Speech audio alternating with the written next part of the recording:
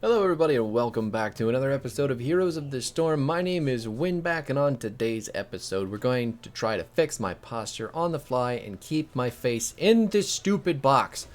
We're on Brax's Holdout again. So we're playing Artanis in the A through Z playthrough and we are going to be off in the top lane. Things are going to get a little bit spooky and you'll see what I mean. But we're a full StarCraft comp versus whatever the enemy team is, and that should be enough to lead us to victory.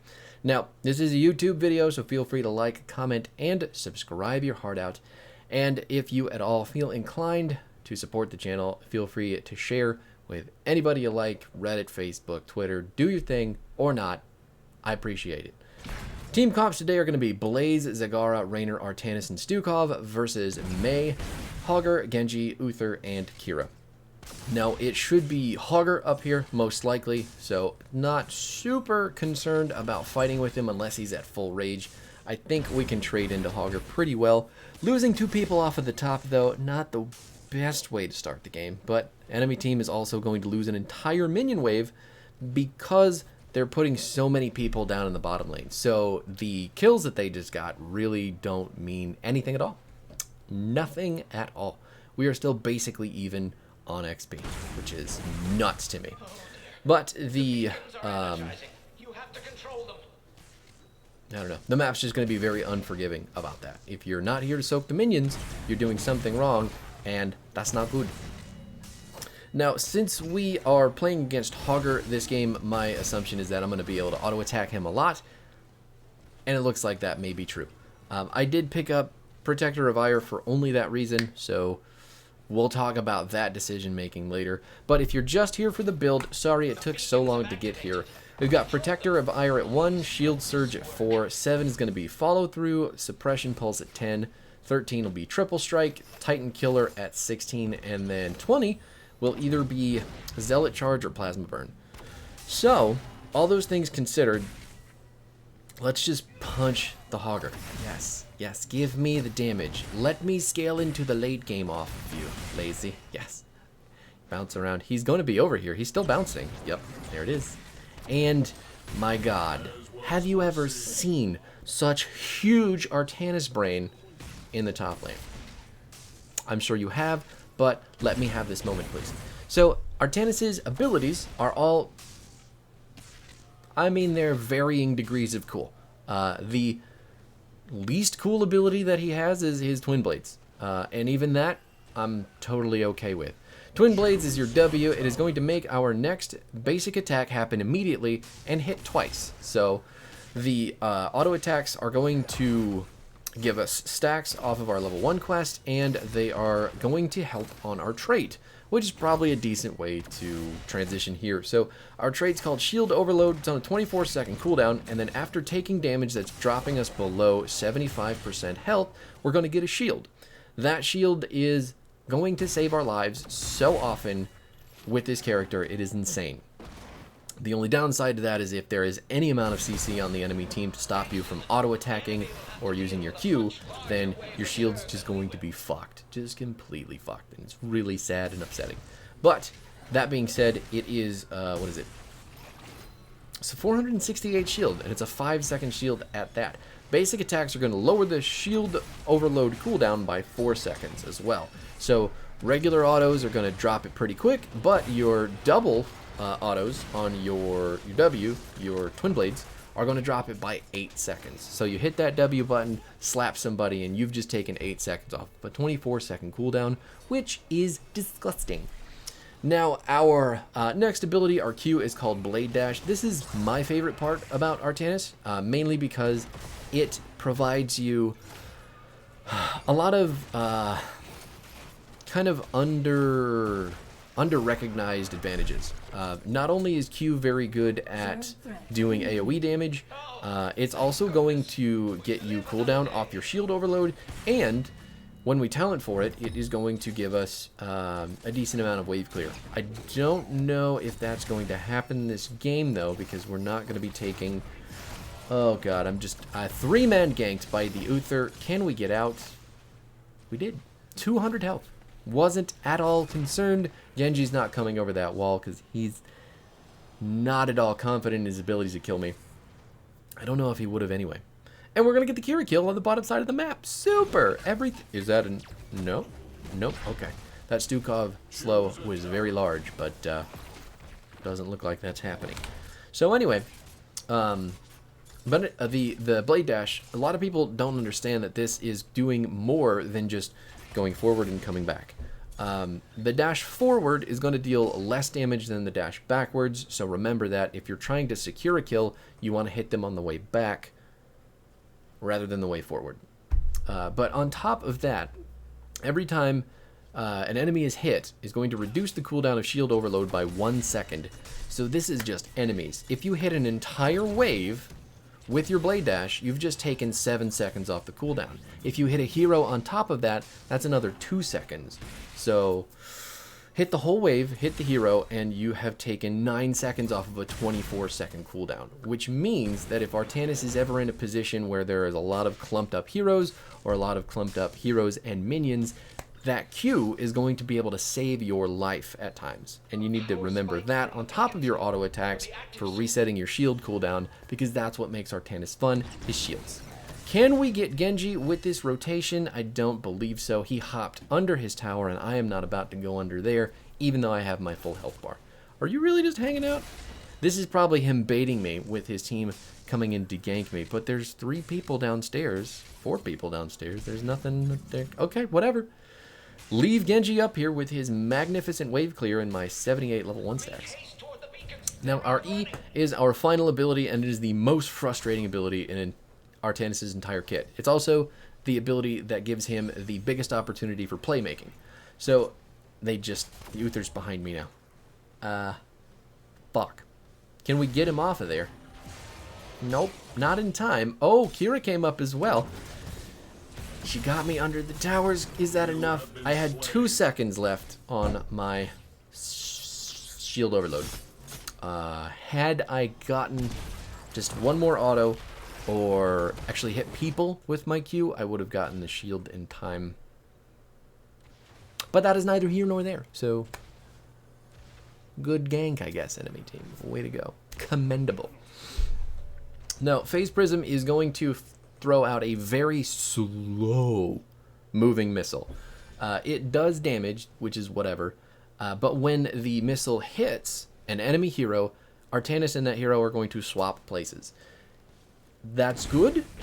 It's also very bad. So if you're just hitting swaps left and right and you're having easy game hitting enemy heroes, you now have to be concerned about being in the middle of their team with no way to get out. So make the trade as you can do it, I guess. Just don't get yourself killed is what I'm trying to say. The other cool thing about Phase Prism is that you can use Phase Prism while you are in the middle of a Blade Dash. So if you Q out, you can now throw out your E, and if you hit someone as you are traveling backwards with your Blade Dash, you're going to swap the characters even further away. But again, that puts you very, very, very close to the enemy team if you're hitting the good swaps. So be mindful of your health bar, be mindful of your team. Don't swap people into killing your teammates. That happens a lot too. It's pretty spooky. Turns out we didn't take Suppression Pulse. We're going to take Beam because fucking Meme Beam is the way to go. Okay, well, as much as it is nice having a global presence in your top laner, it is also very nice to have a top laner who is mobile. So global versus mobile, especially on Braxis, you need to rotate a lot, and this might be a bad place for us. He almost walked into that Phase Prism. I'm going to kill myself here, apparently, because I thought I was going to be cheeky and get the swap over the wall. So my bad team, I apologize. Now, talent-wise for Artanis, there are going to be quite a few mandatory talents, especially since we're building what we're building. We're basically all auto attack at this moment, and that is kind of how Artanis is going to do the most damage possible. Good kill on that Blaze. I mean, on that Mei from the Blaze. So, nice stuff. Aiming the jet stream very well. But when you're building into Artanis for nothing but damage and nothing but late game auto attack damage, you have to take very specific talents to make sure that your autos are doing the most damage possible and keeping you alive for as long as possible as well. Because if we're CC'd by an Uther combo, we're basically dead. So we want to do a lot of damage with our autos right away and make something count. The bad news is that with the amount of CC that Uther has, us dashing all over the place isn't going to work, so the Q build was never really going to happen in this video, which I'm really sad about, but at the same time, Artanis doesn't have a whole lot of spots. That is a huge 3-man maw. I'm trying to line up the beam. We've got it on Uther. He is going to die. Can we get in? Swapped the Genji out, trying to get right into the thick of things. Can we keep hitting people? Mei is going to fucking cryo freeze. Looks like Raynor is down as well. I can only do so much. Trying to reset our shields, get back into the fight, and we're swapping Mei under the tower to get the kill. So it's 2 for 3. We're salvaging it a little bit. 3 for 3. Salvaged it perfectly, actually. And we have the entire Zerg wave coming up as well. So I'm going to deal with the infinitely spawning Ultralisk on the top lane. And then once our team is all alive, we can go try to knock that down. I don't think that we end. I do not think so. Even though we have the Raynor and the Zagara, the Zerg wave is half dead. And then the enemy team, with all of their CC and their kill potential, I don't think we win that game with this Zerg wave. So better to just cap what we can and try to keep scaling. Now, the cool part about Artanis with the auto attack build is that you do scale infinitely. So the later the game goes, the more auto attacks that you're hitting, the harder you're going to hit, and the more people that you're going to kill once the game is at its tipping point. So the biggest things that you want to pay attention to with this type of build, though, are number 1, Protector of Ire. If you're going to take that level 1, though, you have to make sure that you can hit a lot of people with autos. Shield Surge is mandatory no matter what you're doing, so we're not even going to talk about that. Follow through is going to make your auto attacks deal more burst damage after you use an ability. So you use your W, and then one of those auto attacks is going to do a lot more damage. Then use your Q. Obviously, you see where I'm going. Lots of burst damage with your autos. Your Purifier Beam, again, meme beam. I just wanted to take it. There's not a whole lot of auto attacks on the enemy team that really make me think Suppression Pulse is super worth either. So our Stukov is going to get blown up in the back by that Uther combo, just laying down the damage. Can we trade healer for healer? I don't think we can. I'm actually probably going to die here, and I need a lot of shield. Okay. Gotta get the swap backwards. We're dead, but I got a lot of stacks from that little trade there. Posture went back. Posture. Gotta make sure that the camera is focused on my face in the box. Nailed it. Alright, back to this. Whew. So our 13 talent is going to be Triple Strike. This is going to increase the cooldown on our Twin Blades by 1 second, taking it up to 5, which is a little bit rough.